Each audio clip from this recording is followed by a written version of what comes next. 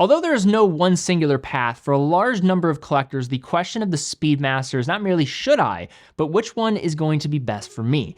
In 2025, it's about as difficult as ever to answer this question, with the late 2024 release of the first Omega in space only complicating things further after a short status of discontinuation. Today we look through the details of the latest model and aim to answer the question of how this one stacks up with the internal competition of the Professional Moonwatch, given their similar prices and looks.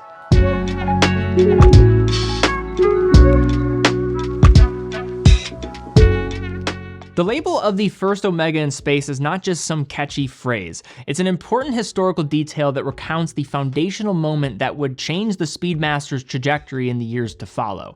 After the initial trilogy reference CK2915, Omega released the second generation Speedmaster known as the CK2998 in 1959. At this point, Omega had no connection to NASA, so it was just happenstance that in 1962, astronaut Wally Schirra wore his personal CK2998 during the Mercury Atlas 8 mission, which involved 6 orbits of the Earth in an over 9-hour-long mission, the longest US manned spaceflight up until that point. It wasn't until 1965 when the Speedmaster was space qualified by NASA, which came about in a completely unrelated manner to wear his personal Omega. Nevertheless, it undoubtedly served as a vote of confidence for the watch's capability in space as further generations of the Speedmaster came to follow, including the 105.012 worn by Buzz Aldrin and Neil Armstrong, and eventually was worn on the moon's surface. The CK2998 had some distinctive characteristics that made it easier to differentiate from other Speedies, including alpha hands, a flat-length bracelet, unguarded pushers, straight lugs, and a 39.7mm case. The first Omega in space was revived to a greater degree in 2012, with a strap reference version powered by the 1861 caliber and some additional special editions that also were unveiled around the same period.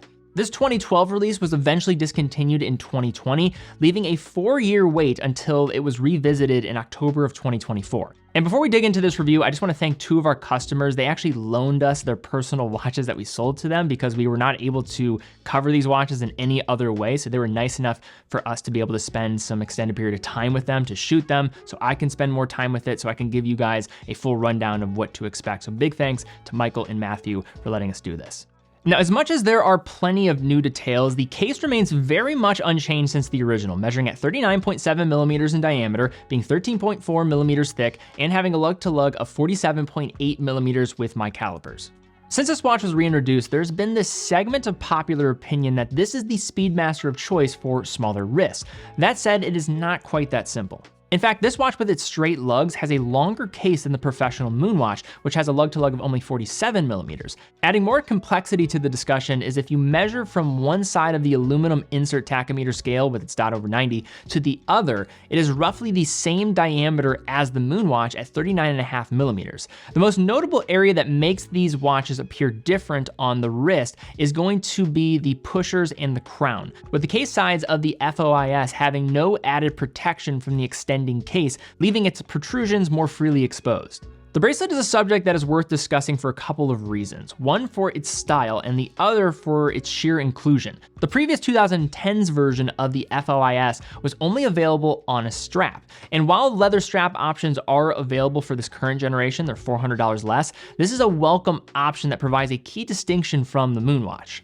Looking at the top of the case, which is predominantly the lugs, it's in high polish where it meets the flat link bracelet spreading out horizontally over 3 separate links. The outer links match the high polish while the center link is vertically brushed like the case sides. The lug width is 19mm, tapering down aggressively to 14.5mm once it meets the clasp. The milled clasp is of a retro styling with polished outer portions that meet a central step that displays brushing and the throwback Omega logo. There are 3 total buttons in the clasp. 2 are going to operate as a pair for the unlocking duties, and the other is going to be hidden underneath, which when pressed can operate the on-the-fly adjustment, allowing for around 3mm of adjustment without the need for tools. In terms of comfort, this is a phenomenal bracelet, with small links that effortlessly drape down the wrist to make it wear true to the lug-to-lug measurement.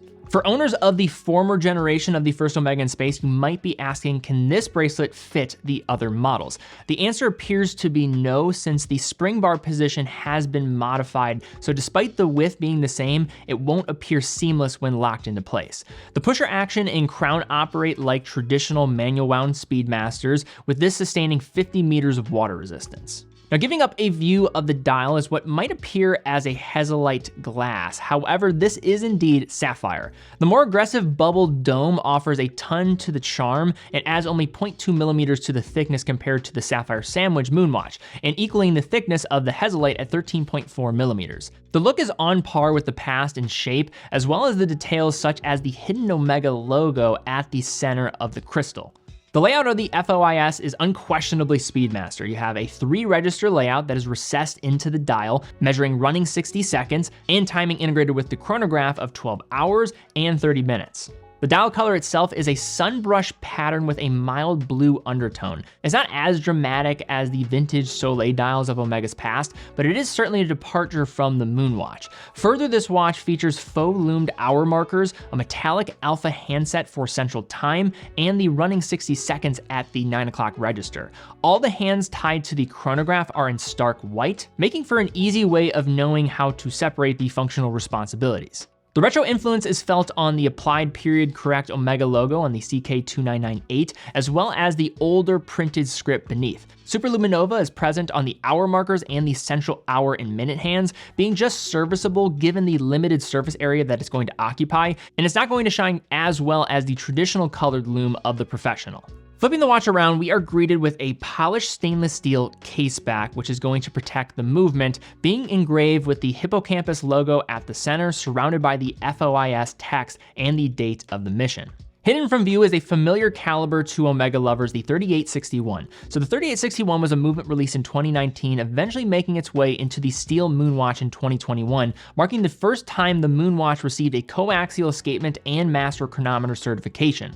The Speedmaster Professional was one of the longest holdouts to get these 2 chronometric achievements, yet it is not surprising considering the preservation of the model's DNA over the decades. The 3861 is a manual wound chronograph movement that is heavily reworked off the Lemania 1873. The cam actuated chronograph runs at the rate of 21,600 vibrations per hour or 3 Hertz, has a free sprung balance architecture with a silicon balance spring, features hacking, stopping the seconds when you pull the crown to the farthest position, and has a power reserve of 50 hours. Since this is a master chronometer, a chronometer standard that was developed by Omega with the Swiss Federal Institute of Metrology back in 2015 and unveiled within the Globemaster, you're getting a lot of benefits, and it goes through a variety of tests to be able to hit those standards. For one, the movement after assembly is first COSC certified, and then once fully cased up, the process will proceed further with the master chronometer testing. This will include magnetic tests to ensure resistance to magnetic fields up to 15,000 Gauss. You have water resistance testing, with again this being rated to 50 meters. Accuracy tests are also included to ensure the watch runs no worse than 0 to +5 seconds a day, as well as several other tests. A point of contention for this watch will likely be it's only available with a closed case back like Wally Schirra's personal watch. So you'll have to take my word for it that it's a rather attractive caliber with Côte de Genève on the bridges, polished screw heads, jewel sinks, all while being unobstructed since this has no rotor. So ever since the first Omega in space was revived, there has been this increased level of deliberation being done by potential buyers actively trying to figure out what exactly is the right choice for a Speedmaster. However, if you have a desire for a more traditional looking Speedmaster that is tied to 1960s space exploration, you're most likely going to narrow down your choice to 2. One is going to be the Moonwatch, the other is going to be this piece. So ultimately, the decision is going to come down to style and trying to figure out what is fact versus fiction when it comes to some of the details. So as I mentioned, if your intention for getting the first Omega in space is to get a drastically more wearable watch than the 42mm Moonwatch, you're going to be mistaken, as this is technically longer, though it is going to appear smaller in its overall width given the shape of the case. So the size differences on the wrist are minimal. Both these watch cases are some of the most wearable in watchmaking, and these will work for your wrist unless you are on 2 of the extremes. Another aspect of the design is the amount of polishing on the FOIS, as it will show more age in these areas compared to the Moonwatch, which is predominantly brushed. The The bracelets are both exceptional in comfort and finish. The micro adjustment is not crazy in its supply, though if you size it to fit with the extension fully pressed in, it's gonna be more than enough. And that's speaking from somebody that actually owns one of these watches. The Moonwatch's 20mm lug width is more favorable compared to 19mm. That said, the flat length feels like a more appropriate styling companion for the CK2998. Since these watches both utilize the same caliber and bring forth mirroring benefits, the final point to discuss is how much you're going to value the movement being on display. So as an owner of the Hesalite Moonwatch, maintaining the historical accuracy was more of interest to me than being able to see the movement. But that is probably a minority opinion, considering the 3861 is a stellar looking caliber. It's also going to show off much of the architecture as a result of it being a manual wound caliber. What is nice about the Moonwatch is that it offers two takes and gives the collector the choice of what they value more, especially with that $1,000 price variance between them. In the case of the first Omega in space, you only have one option, a solid caseback, which could be a bummer for some. The inclusion of a vintage-looking sapphire is a suitable middle ground for appealing to both sides of the aisle. I do think, though, if you're an Omega diehard, you could absolutely make the case that owning a first Omega in space and a Moonwatch is not redundant, as they are different enough. Now, is that going to be the buying situation of most? Probably not. More likely, collectors will see the first Omega in space as a viable option as their first Speedmaster. For most, the Moonwatch will be more of the sensible entry point given the variety of crystal choices and being able to see the movement, or at least having a choice of that.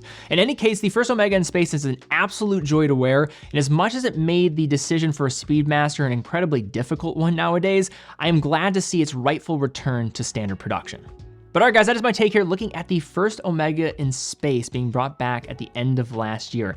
Have you had a chance to see this one in person? What do you think of it? Do you own this watch? Are you an owner of the Professional Moonwatch and maybe have a different opinion on things? If you had to pick between these two, which one would you go for? I'd love to see some comments down below. Also, if you enjoyed the video, please give it a thumbs up, subscribe, hit the bell icon. Really do appreciate that. That does help us out a lot in allowing this channel to be seen by more people, get into the algorithm, so really do appreciate that. Also, check out teddybaldisar.com. teddybaldisar.com is an authorized dealer for over 30 brands, including Omega, so if you want to check out one of these Speedmasters, do so on the website. In addition to that, every purchase from teddybaldisar.com comes with quick and fast fulfillment, dedicated customer support, and a full factory warranty for all the products that we offer. If you also have any questions, feel free to reach out to us on live chat for any of the watches that we carry. We're on there around 18 hours a day. But all right, guys, that's all we have for this one. Thank you so much for watching. Be well, and I will see you all very soon.